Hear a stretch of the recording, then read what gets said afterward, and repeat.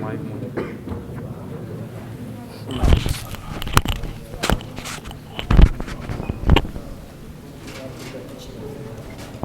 دیکھ کے اس کو تار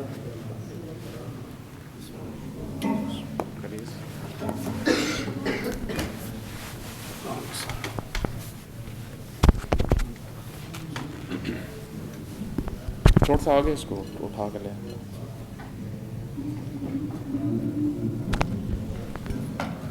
بس یہاں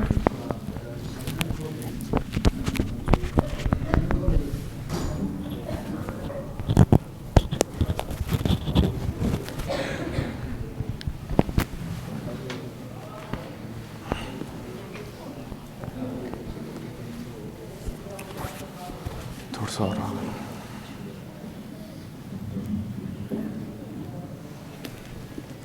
صلی اللہ علی محمد وعلی محمد اللہم صلی علی محمد وعلی محمد.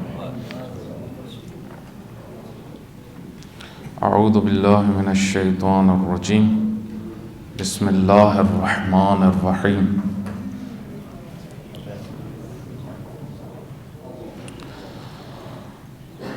وأوحينا إلى أم موسى أن أرضعيه فإذا خفت عليه فألقيه في اليم ولا تخافي ولا تحزني إن رادوه إليك وجعلوه من المرسلين فالتقطه آل فرعون ليكون لهم عدوا وحزنا إن فرعون وهامان وجنودهما كانوا خاطئين. وقالت امرأة فرعون قرة عين لي ولك لا تقتلوه عسى أن ينفعنا أو نتخذه ولدا وهم لا يشعرون. وأصبح فؤاد أم موسى فارغا إن كادت لتبدي به لولا أن ربطنا على قلبها لتكون من المؤمنين. صدق الله المولانا العظيم الحكيم. الحمد لله على ما هدانا والصلاة والسلام على حبيبه ونجيبه وعلى آلہ الطیبین الطاہرین. آپ کی خدمت میں سورہ قصص کا ترجمہ اور تفسیر کا سلسلہ چل رہا ہے. سورہ قصص نام سے یہ قصص قصے کی جمع ہے. قصص اللہ تعالیٰ نے قرآن کریم میں بہت سارے مقامات پہ فرمایا کہ ہم نے تمہارے لیے قصص کو بیان کیا ہے. دیکھیں اللہ تعالیٰ نے انسان کو ہدایت دینے کے لیے ہر ذریعے کو اپنایا جس سے انسان کو فہم ہوتا ہے، بات سمجھ میں آتی. مثلا انسان مثالوں سے سمجھتا ہے بات. مثل دے کے مثالوں سے انسان کا مزاج ہے ضرب المثل دینا، خود مثال دینا. اللہ تعالیٰ نے مثالیں بھی دی. اسی طریقے سے انسان متوجہ ہوتا ہے قصوں سے، قصے میں ذوق رکھتا ہے انسان قصہ سننے میں. آپ دیکھیں بعض اوقات پوری مجلس کے اندر لوگوں کو جب وہ چلے جاتے ہیں تو سوائے قصے کے جو ایک بیچ میں ہوتا ہے اور کچھ بھی یاد نہیں ہوتا.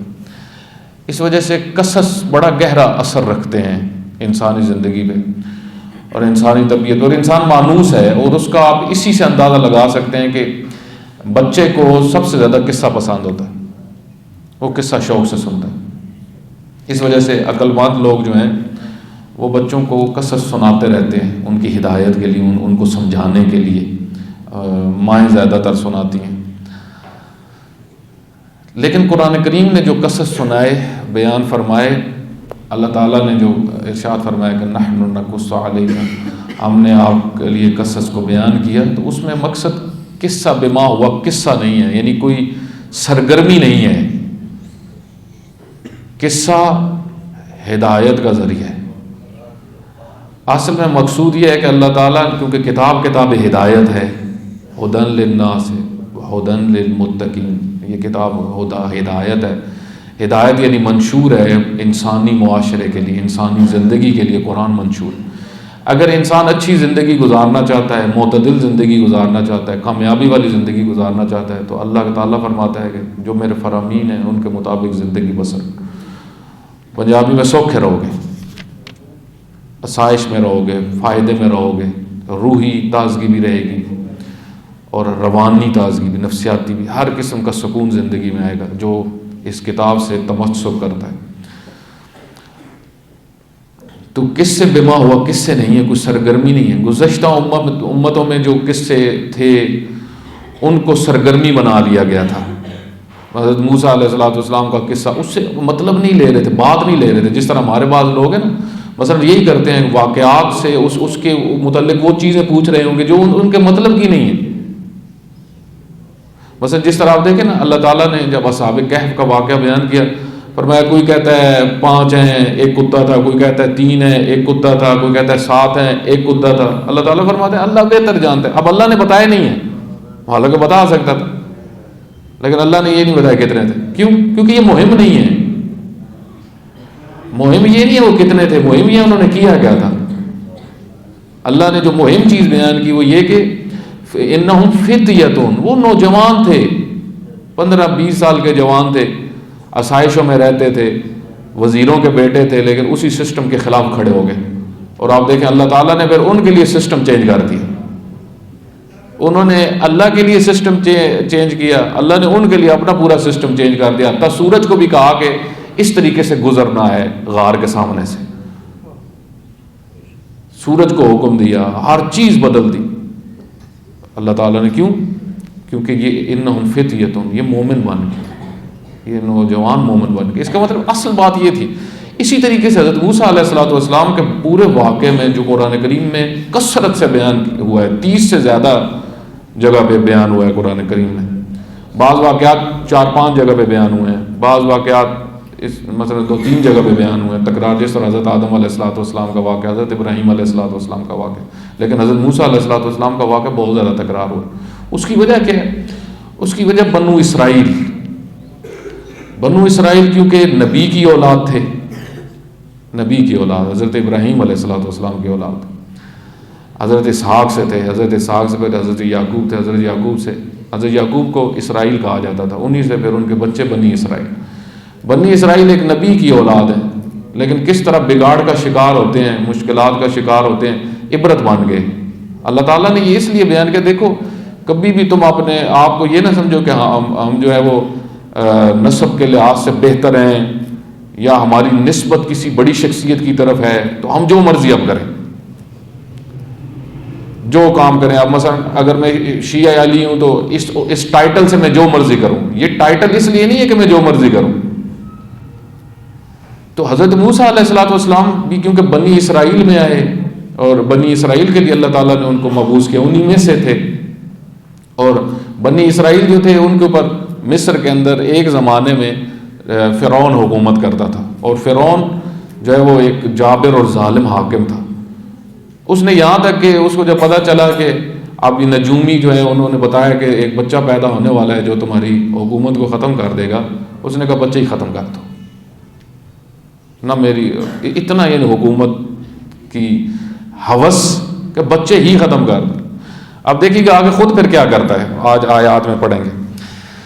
اللہ تعالیٰ نے حضرت موسیٰ کی والدہ کی طرف وحی کی. وَأَوْحَيْنَا 7 نمبر آیت کل پڑھی تھی، دوبارہ میں تکرار کروں. وَأَوْحَيْنَا إِلَىٰ أُمِّ مُوسَىٰ أَنْ أَرْضِعِيهِ، ہم نے موسیٰ علیہ السلام کی والدہ کو وحی کی کہ آپ اس کو دودھ پلائیں. یہاں سے پتہ چلتا ہے کہ اگرچہ خطرہ ہے، آگے اللہ فرماتا ہے فَإِذَا خِفْتَ عَلَيْهِ فَأَلْقِيهِ، اور جب آپ کو خوف آئے تو آپ اس کو پانی میں ڈال دیں، نیل میں ڈال دیں. لیکن جب تک ہے تو دودھ پلانا ہے. اس کا مطلب ہے دودھ پلانا بڑا مہم کام ہے جو اللہ تعالیٰ اسپیشل ذکر کر رہا ہے. ارضعی ہے، دودھ پلانا ہے. کیونکہ آج کل آپ دیکھیں کہ ایک رواج بن رہا ہے دودھ نہ پلانے والا. آہستہ آہستہ فوراً جو ہے وہ بچہ آتا ہے ہاسپٹل سے تو مائیں جو ہے نا، کیونکہ ان کو تھوڑی زحمت کرنی پڑتی ہے دودھ پلانے کے لیے، تو وہ کہتی ہیں وہ پتہ نہیں کیا آج کل وہ کمپنیز ہیں جن کے دودھ ہیں وہ جلدی وہ لے کے آئیں دودھ، وہ بچہ شروع کر دیتے. اب ماں کا وہ دودھ پی ہی نہیں رہا، اور ماں بھی اہتمام نہیں کر رہی، کیونکہ ماں کو اہتمام کرنا پڑتا ہے دودھ کے لیے. اس کو خوراکیں کھانی پڑتی ہیں، اس کو بہت ساری چیزوں کا خیال رکھنا پڑتا ہے. مثلا ایسی چیز نہ کھائے جو بچے کو پھر تکلیف دینا شروع کر دے. بہت مرچوں والی چیز کھا لے تو پھر بھی بچہ پریشان ہو جائے گا. وہ زیادہ ٹھنڈی چیز کھائے گی پھر بھی بچہ پریشان ہوگا. مطلب اس کو بڑا خیال رکھنا پڑتا ہے. تو خواتین، بہت ساری خواتین چھٹی کرنے کے لیے اس کام سے وہ کہتی ہیں بس وہ ڈبے والا پلاؤ.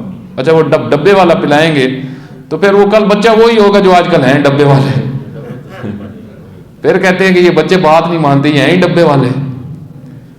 یہ بہت بڑا دیکھیں اللہ تعالیٰ فرما رہا ہے کہ ارضعی ہے، دودھ پلائیں ان کو. اور اس وجہ سے آپ دیکھیں ڈاکٹرز بھی کہتے ہیں کہ بچے کے لیے ماں کا دودھ بہت مفید ہے. 40 سال تک اس کے بدن میں اس کے آثار رہتے ہیں، اس سے بھی زیادہ. اور جو طاقت اس سے اس کو ملتی ہے. اب یہ ڈبوں والے آپ دیکھیں جو پیتے ہیں یہ ہر ہفتے مریض ہوتے ہیں، ہر ہفتے مریض ہوتے ہیں. لیکن ماں کا دودھ جو بچہ پی رہا ہوتا ہے وہ اس سے سلامتی ہوتی ہے اس کی.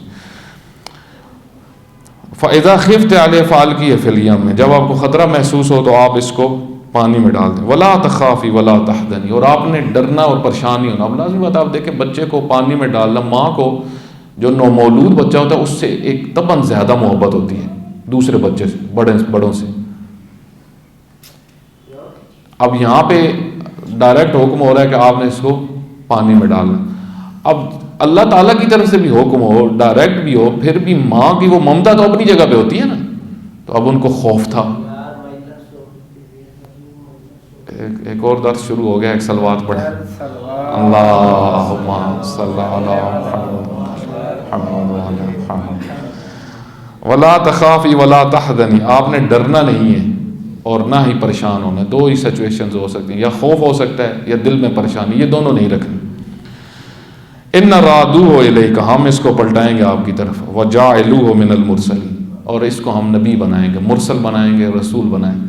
دیکھیں اللہ تعالیٰ نے ادھر ہی ایک وحی کی کہ آپ اس کو پانی میں ڈال دیں، اور ساتھ بشارت بھی دے دی کہ پریشان نہیں ہونا، یہ مرے گا نہیں، یہ رسول بنے گا.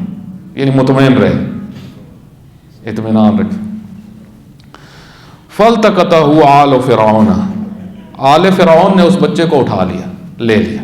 آل فرعون زوجہ فرعون حضرت آسیہ صلوات اللہ علیہ جو مومنہ ہیں، قرآن نے ان کو مومنہ کہا. 4 بہشتی خواتین، ان میں سے ایک یعنی بہشتی خواتین جو سب سے بلند ہیں ان میں سے ایک حضرت آسیہ، حضرت خدیجۃ الکبریٰ سلام اللہ علیہ، حضرت مریم صلوات اللہ علیہ، اور حضرت سیدہ فاطمۃ الزہرا سلام اللہ علیہ، جو سب سے زیادہ افضل. یہ رسول اللہ کی حدیث ہیں اور یہ کثرت سے حدیث ہیں. ان سب میں افضل سیدہ فاطمۃ الزہرا سلام اللہ علیہ. تو مومنہ تھی، تو وہ اپنی سہیلی کے ساتھ کھڑی ہوئی تھی، اور ان کا محل بھی ادھر ہی تھا. فرعون کا محل نیل کے کنارے تھا. جس طرح بعض بادشاہ ہوتے ہیں نا، یہ دریاؤں کے قریب یا اپنا محل بناتے ہیں، اس طرح کا محل تھا اس کا. تو یہ ادھر کھڑی ہوئی تھی. تو انہوں نے دیکھا کہ وہ یہ بچہ جو ہے وہ صندوق میں آ رہا ہے. لہم عدوا وحدنا، اللہ تعالیٰ فرماتے ہیں ہم نے ان کے ہاتھ میں، یعنی اس خاتون کے ہاتھ میں یہ بچہ گیا. آل فرعون کہا، اس خاتون کا نام بھی نہیں لیا. اس خاتون امرا بھی نہیں کہا، امرا بھی اللہ کہہ سکتا تھا. وہاں پہ خاتون کھڑی ہوئی تھی، اس کے ہاتھ میں آ گیا. فرمایا آل فرعون. یہ بڑا گہری بات ہے. یعنی فرعون کا، یعنی وہی فرعون جو ختم کرنا چاہ رہا ہے، اب اسی کے گھر ہم اس کو پہنچائیں گے. اس وجہ سے اللہ تعالیٰ فرما رہا ہے، اپنی طاقت کا اظہار کر رہا ہے کہ میں کیا ہوں، میری قدرت کیا ہے. اب کیوں آل فرعون نے اٹھایا؟ تاکہ یہ بچہ ان کا دشمن بنے، ایک دن انہی کو ختم کرے. اللہ نے یہ ارادہ کیا ہوا ہے، اور انہی کو ایک دن، یعنی اسی فرعون کو جو اس کو پالے گا، اسی کو ایک دن یہ غم دے گا. اسی کا اقتدار جب ختم ہوگا تو غم تو آئے گا. اللہ تعالیٰ آپ دیکھیں کس طریقے سے اپنی تدبیروں کو استعمال کرتا ہے. اسی وجہ سے دعا ابو حمزہ سمالی میں امام علیہ الصلوۃ والسلام کی جو دعا ہے، ابو حمزہ سمالی سلمان زمان تھے، امام زین العابدین علیہ الصلوۃ والسلام کے شاگرد تھے، جن سے یہ دعا نقل ہوئی ہے، سحری کے ٹائم پڑھی جاتی ہے. بہت معروف دعا ہے اور بہت بڑی عظیم دعا ہے. اوج ہے بندگی کا. بعض علماء فرماتے ہیں، آیت اللہ العظمیٰ و بہجت فرماتے ہیں، میں نے خود دیکھا کہ نجف میں حرم میں ایک بڑی تعداد علماء کی اس دعا کو قنوت میں پڑھتے تھے. قنوت میں جو کم از کم 10 صفوں کی ہے، 1.25 گھنٹہ لگ جاتا ہے اس کو تقریباً پڑھتے ہوئے. اگر اس کو آپ آہستہ آہستہ پڑھیں تو 2 گھنٹے بھی لگ سکتے. تو وہ پڑھا کرتے تھے، اتنی وہ عظیم دعا. اس کے شروع میں امام کیا فرماتے ہیں خدایا اپنی تدبیروں کو میرے خلاف استعمال نہ کرنا. میرے خلاف اللہ کی تدبیریں جس پہ آ جائیں، وہ مکر مکر اللہ. اللہ پھر وہاں سے انسان کو پھنساتا ہے کہ اس کو سمجھ نہیں لگ رہی ہوتی یہ ہوتا ہے کیا، اور جس کو نکالنا چاہتے ہیں وہاں سے اس کو نکالتا ہے کہ وہ حیران ہو رہا ہوتا ہے کہ یہ ہو کیا رہا ہے۔ ان فرعون و حامان، اللہ فرماتا ہے کیوں ہم ان کو دکھ دینا چاہتے ہیں اور درد دینا چاہتے ہیں اس فرعون کو اور اس کے وزیر کو۔ ان فرعون و حامان، کیونکہ فرعون اور اس کا وزیر حامان، کانوا خاطئین و جنودہما، اور ان کا پورا گروہ، جنود گروہ، ان کا پورا لشکر، کانوا خاطئین، یہ سب خطا پہ ہیں، سب غلط لوگ ہیں۔ اب دیکھیں اللہ تعالیٰ کتنے خوبصورت الفاظ کا انتخاب فرماتا، تبرہ نہیں شروع کر دیا، مطلب یہ گالیاں نہیں دی، خاطئین ہیں، غلط لوگ ہیں۔ کل میں نے ایک جگہ مجلس میں بیان کی کہ آپ دیکھیں تبرہ کا جو مفہوم ہے وہ کیا ہے قرآن کریم میں۔ ہمارے ہاں تبرہ لوگ سمجھتے گالی ہے، تبرہ گالی نہیں ہے۔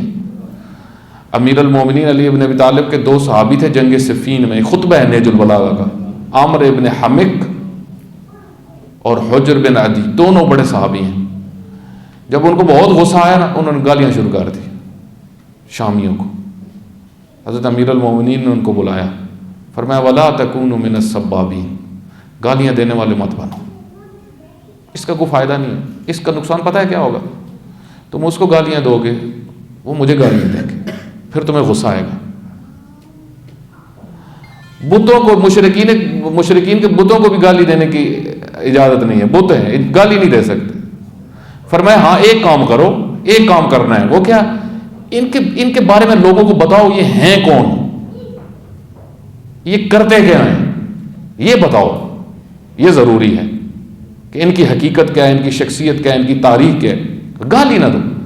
تو یہ 2 چیزیں بڑی ہیں، بشارتیں دی تھی، جو اس کو قتل کرے گا وہ باغی گروہ ہوگا، یہ چیزیں بتائیں لوگوں کو، حقائق واضح ہوں تاکہ لوگوں کے سامنے۔ حجر بن عدی جیسے صحابی کو قتل کیا کہ جو رسول اللہ نے فرمایا تھا، جن کے بارے میں تھا اہل سنہ نے بھی لکھا ہے، سب نے لکھا وہ افضل الصحابہ، صحابہ میں سے بڑی شخصیت تھے حجر بن عدی، عام صحابی نہیں تھے، ان کو قتل کی۔ یہ چیزیں بتائیں لوگوں کو، گالی دینے کا کوئی فائدہ نہیں، گالی دیں گے تو 4 گالیاں آئیں گے آگے سے۔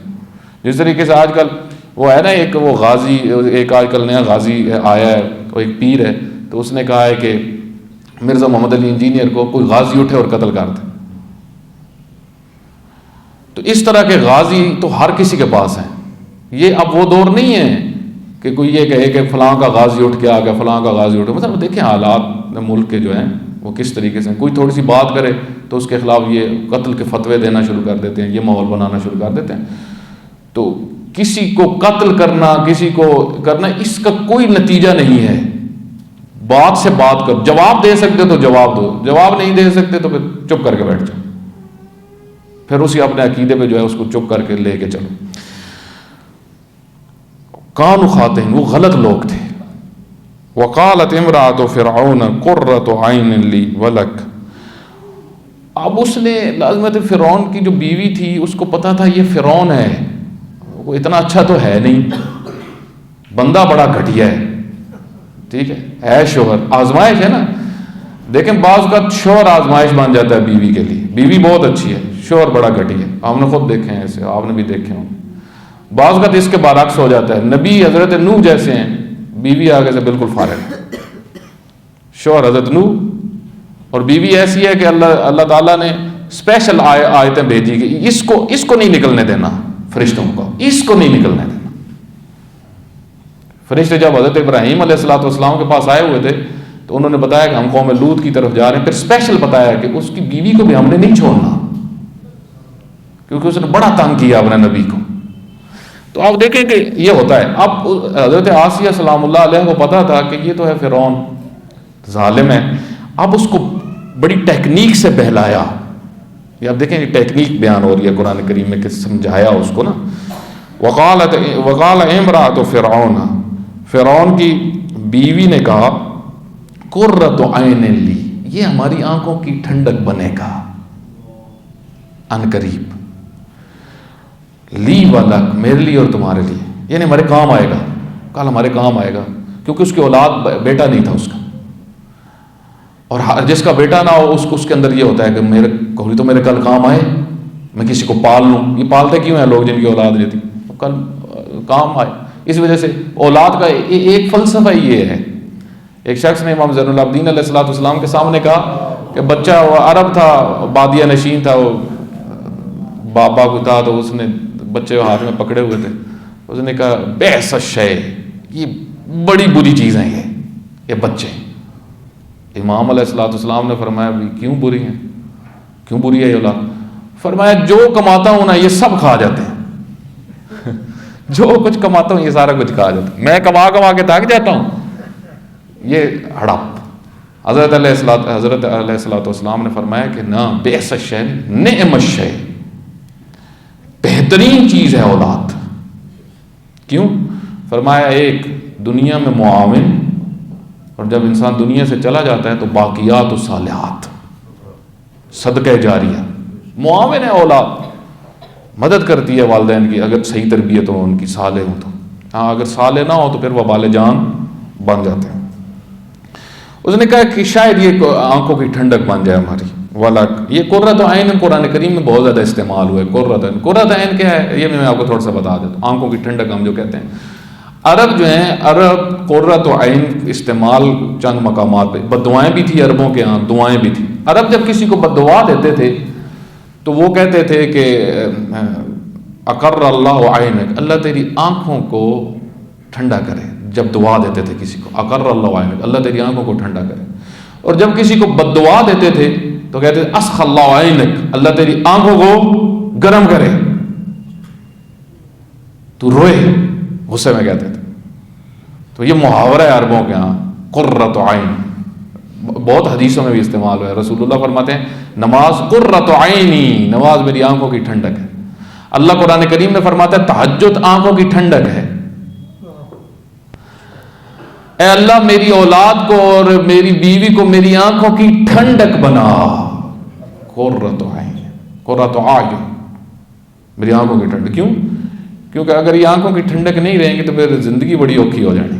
اس وجہ سے قرۃ عین یہ دعا ہے. یہ تو اس نے کیا کہا کہ آنکھوں کی ٹھنڈک بنے گا یہ. ٹھیک، میرے لیے تمہارا لا تقتلوا، اس کو نہ قتل کرو، کیونکہ اس کو پتا تھا اس نے قتل تو کرنا ہے. ٹھیک ہے، لا تقتلوا، اس کو قتل نہ کرو.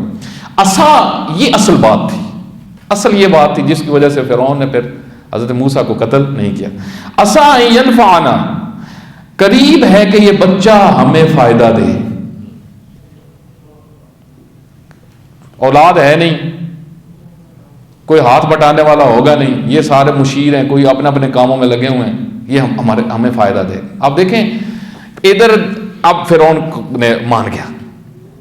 آپ دیکھیں جو بچوں کو قتل کروا رہا ہے اپنے رب ہونے کو ثابت کرنے کے لیے، اور اندر سے اتنا کھوکھلا ہے کہ بیوی یہ کہہ رہی ہے کہ یہ بچہ ہمیں فائدہ دے گا تو کہتا ہے ٹھیک ہے. اتنا کھوکھلا، ایک طرف ربوبیت کا دعویٰ کہ میں رب ہوں، پورا سسٹم میرا ہے، دوسری طرف اتنا بے بس کہ زوجہ یہ کہہ رہی ہے کہ یہ بچہ کل فائدہ دے گا تو ادھر راضی ہو گیا.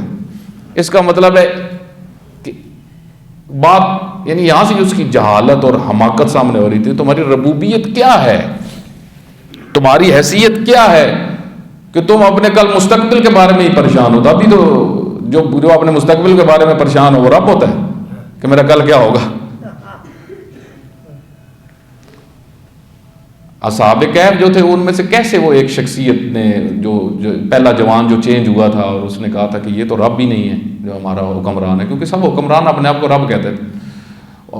ایرانیوں نے حملہ کرنا تھا اس علاقے پہ، ان کے علاقے پہ، تو وہ بہت ٹینشن میں بیٹھا ہوا تھا وہ جو حکمران تھا. تو یہ جوان پاس تھا، وزیر تھا. اس نے کہا کہ اگر یہ رب ہے تو اس کو ٹینشن کس چیز کی؟ رب کو تو ٹینشن نہیں ہوتی. اس کا مطلب یہ کام خراب ہے، ان کے ہاتھ میں کچھ نہیں. اور دیکھیں سینس ہوتی ہے، انسان بات سمجھ جاتا ہے. ولدن اور نتخذہ ولدا وہم لا یشعرون، ہم اس کو اپنا بچہ اخذ کر لیں گے، اس کو ولد بنا لیں گے، اپنا بیٹا اس کو بنا لیں گے. کل یہ ہمارا بیٹا ہوگا، لوگوں کو تھوڑی پتہ چلے گا کہ انہوں نے برڈ سے بچہ لیا، میں اٹھا کے لے آئی ہوں. لوگوں میں پھیل جائے گا کہ بچہ پیدا ہو گیا ہے، کل یہی جو ہے وہ بڑا ہو جائے گا تو تمہارا بیٹا قرار پائے گا. وَهُمْ لَا يَشْعُرُونَ، اللہ تعالیٰ فرماتا ہے کہ جو فرعون تھا اس کو یہ باتیں سمجھ میں نہیں آ رہی تھی، ہم نے اس کے اندر سے شعور لے لیا تھا، اس کو یہ باتیں سمجھ میں نہیں آ رہی. یعنی آپ دیکھیں اللہ تعالیٰ اپنی یہ بھی قدرت اللہ، یعنی ہم بعض اوقات بات سمجھنے ہی نہیں دیتے، بات سمجھنا چاہ رہے ہوتے ہیں لیکن ہم ان کو سمجھنے ہی نہیں دیتے. جس طرح بعض کہتے ہیں نا ہمیں سمجھ میں نہیں آتا، جی ہم مثلا عالم دین پڑھیں تو ہمیں سمجھ میں ہی نہیں آتے، کوئی آیت پڑھے تو ہمیں سمجھ میں ہی نہیں آتا. اس کی وجہ صرف یہ نہیں ہوتی کہ ہمیں سمجھ میں نہیں آتا، بعض اوقات اللہ کا ارادہ ہی نہیں ہے کہ ہم سمجھیں، اللہ ہی نہیں چاہتا یہ سمجھے، کیونکہ سمجھ جائے گا تو پھر تو ٹھیک ہو جائے گا. اور اللہ نے یہ ارادہ کیا ہوا ہے، جو بعض لوگوں کے بارے میں سم بکم عمی، ایسے وہ لوگ ہوتے ہیں اللہ نہیں چاہتا کہ آپ یہ راہ ہدایت دیں. وَأَصْبَحَ فُؤَادُ أُمِّ مُوسَىٰ فَارِغًا. اب حضرت موسیٰ علیہ السلام کی والدہ کی اللہ تعالیٰ بات کرتے ہیں فرماتے ہیں اور ایک صلوات پڑھیں محمد وعلی.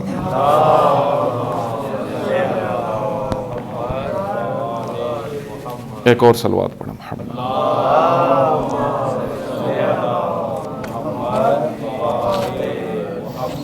اب حضرت موسیٰ علیہ السلام کی والدہ جو تھی وہ بہت پریشان تھی.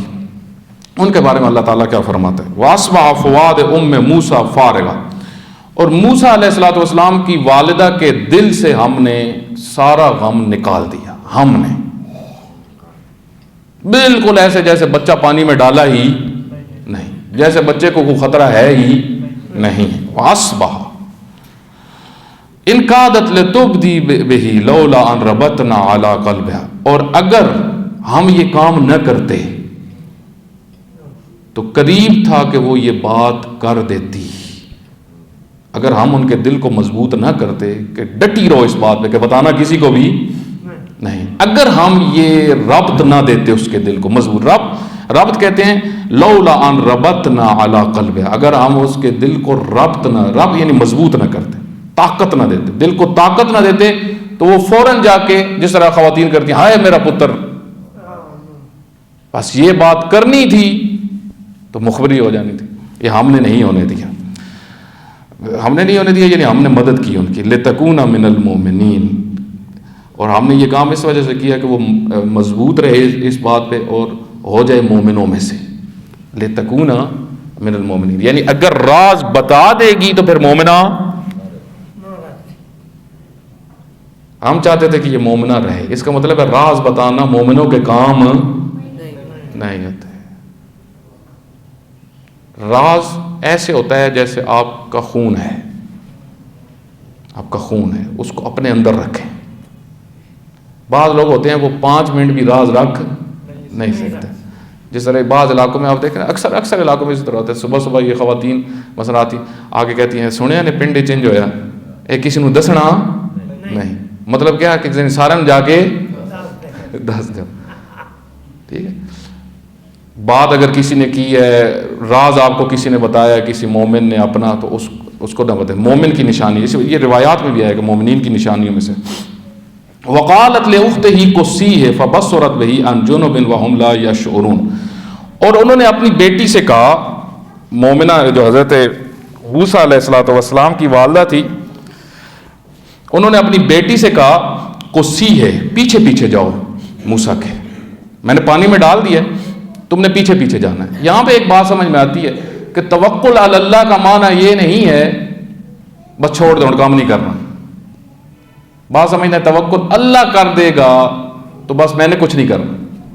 توکل کا معنی یہ ہے کہ آپ اللہ پہ چھوڑو اور اپنا کام بھی کرو، جاری رکھو، تدبیر اپنی کرو، پلاننگ اپنی کرو کہ میں نے اگلے 10 سال میں کیا کرنا ہے، اگلے 15 سال میں کیا کرنا ہے، میرا مستقبل کیا ہوگا. توکل کا مطلب یہ نہیں ہے کہ میں نے تدبیر نہیں کرنی. اب ایک طرف اللہ کے حکم پہ پانی پہ میں ڈال رہی ہیں توکل علی اللہ کر کے، لیکن دوسری طرف اپنی بیٹی کو کیا کہہ رہی ہیں، بیٹا پانی جہاں پہ وہ صندوق جا رہا ہے آپ نے پیچھے پیچھے اس پہ نظر رکھنی ہے، دور سے فاصلے سے نظر رکھ رہی تھی. وقالت لأختہ قصیہ فبصرت بہ عن جنب وهم لا یشعرون. اور وہ نظر رکھ